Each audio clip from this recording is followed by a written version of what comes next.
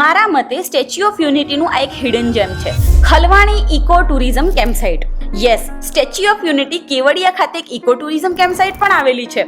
આજે વાત કરીએ ખલવાણી ઇકો ટુરિઝમ કેમ્પસાઇટની, કે જે જંગલની એકદમ વચ્ચોવચ્ચ છે અને સ્ટેચ્યુ ઓફ યુનિટીની એકદમ નજીક છે.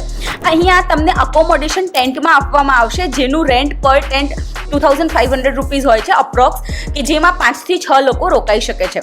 અહીંયા ફૂડ માટે કેન્ટીનની પણ વ્યવસ્થા છે. તમે અહીંયા હર્બલ ટી અને લોકલ ત્યાંનું ભોજન ટ્રાય કરી શકો છો. અહીંયા કરવા માટેની એક્ટિવિટીમાં અહીંયા અમુક ટ્રેલ્સ બનાવેલી છે, જ્યાં તમે ટ્રેકિંગ પર જઈ શકો છો, બર્ડ વોચિંગ કરી શકો છો, સાયકલ ચલાવી શકો છો. બાકી અહીંયાથી રિવર રાફ્ટિંગ એકદમ નજીક છે, તો ત્યાં તમે રિવર રાફ્ટિંગ પણ કરી શકો છો. ઓવરઓલ જેને નેચરનો અને જંગલની વચ્ચોવચ્ચ રહેવાનો શોખ હોય એના માટે આ પરફેક્ટ જગ્યા છે. તો ડેફિનેટલી નેક્સ્ટ ટાઈમ જો કેવડિયા જાઓ છો તો આ જગ્યાની મુલાકાત લેવાનું ચૂકતા નહીં. બટ યસ, આવી કુદરતી જગ્યાએ જાઓ છો તો પ્લાસ્ટિક ફેંકતા નહીં. Thank you so much. આવા ઘણા વિડીયો જોવા માટે જોતા રહો ધ ગુજરાતી ટ્રાવેલર.